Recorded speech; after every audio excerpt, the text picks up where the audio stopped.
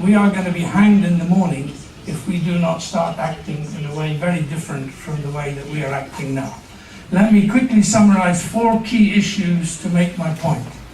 The first is that the scale of human activities on our planet is now degrading the vital ecological and environmental systems on which we absolutely depend.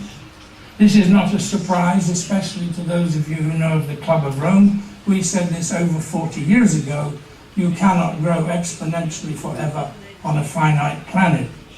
President Gorbachev took up this question a few years ago in a meeting of this group in Venice. The other title was Global Warning. We are ignoring all the global warnings, and we always do. We are headed, as the Club of Rome said, to overshoot and collapse, and regrettably independent scientific studies, even in the last few months, have confirmed that's the path we're on. Why are we on the path? Firstly, the demographic point. We are heading for a population in 2050, when all our children may still be alive, somewhere around 9 to 10 billion. The tragedy is that with known policies, we could stabilize closer to 8.5 rather than 9.5, and that would make a very big difference. Think of the youth and the unemployment issue. Sub-Saharan Africa, currently around 900 billion people, by then will be about 1.6 billion in a very fragile continent exposed to the impacts of climate change. Secondly, we are over-exploiting the resources of the world on average by 50% a year. That is to say, we're living off our biological capital, not off our biological revenue. Effectively, we are consuming at the expense of future generations. We are destroying the ecosystems of the planet at a remarkable rate, something like 1,000 times the traditional background rate.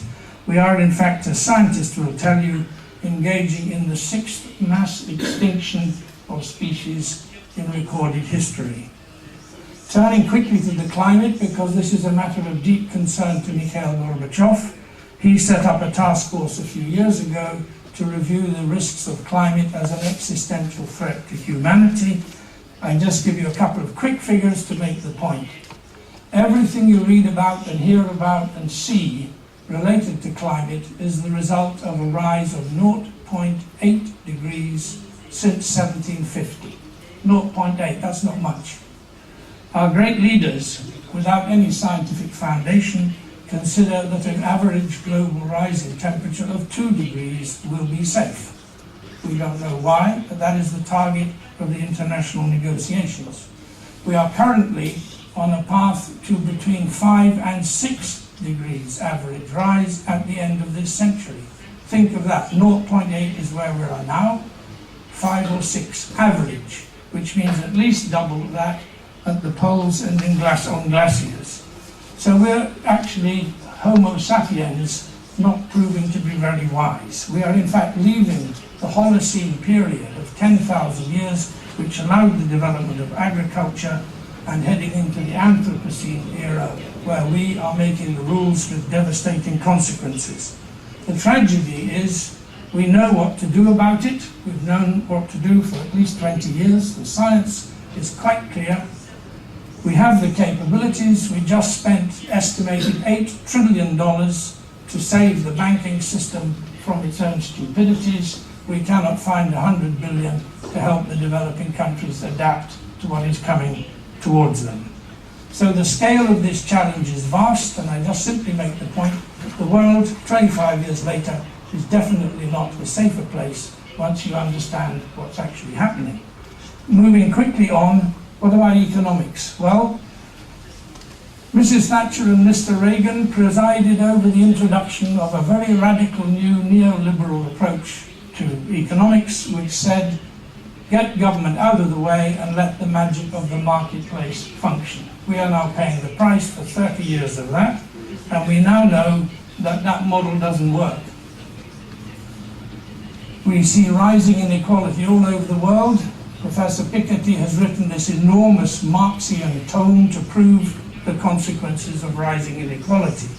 We have economic stagnation in Europe. We have discovered that austerity is not a recipe for growth, as Paul Krugman has been telling us for 5 years. We are seeing vulnerabilities and polarization all across the world, and the poverty figures are rising all over the world. In a $66 trillion economy, we've got well over 1 billion people in abject poverty. That is a misallocation of resources and a failure of management. What are the errors? Well, the first error is that our model of economic growth is founded on continuous increases in consumption. We should, if we stick to the G20 plans, double world output by 2030. Double world output by 2030. I've just proved to you we can't even survive as we are. How are we going to double the world's output? We also have a model in which the growth of something called GDP, which is a lousy measure of progress, is first priority in the brains of all our leaders. Social progress, environment and employment are considered as second-order objectives to be achieved once we have grown. That doesn't work. So the new debate must focus not on the quantity of growth as measured by GDP, but on the content and consequences of growth. This is precisely the debate in economics in the 60s. So we have to go back again and rethink. 2 more quick points before concluding. Why are we in this mess? You may have remembered a book by Jared Diamond called Collapse, where he reviews what happened to 5 different civilizations. They did not collapse simply because they didn't see the problems coming. They collapsed because although they saw the problems coming, they were unable to take corrective action. The question is why, and the answer is simple. The pressure groups which are benefiting from the existing system will always resist the necessary changes to change the system, even if their survival depends on it. That is precisely where we are now. In terms of action on climate change, there is a ferocious resistance by the fossil fuel industry to any change, and this has unsettled the public and created the false impression that there is in fact a scientific debate going on when there isn't. We've also seen with the Dodd-Frank Act in the United States how the financial system is blocking progress to change the nature of financial regulation. We've seen the same thing in the agricultural industries and so forth. So in effect, our societies are failing to act to solve the problems which we can see very clearly. This is partly because globalization enables corporate and financial interests effectively to evade legal constraints and national responsibilities, and this is the problem which we are now facing. Finally, we live at a time of massive geopolitical transformation, as many of the earlier speakers have hinted. And in this massive transformation, we are seeing that the foundations of the world community of nations are being radically redeveloped. China, for example, is now sitting on foreign exchange reserves of over $4 trillion. That's a lot of money. It shows how things have changed since I first went to China 35 years ago.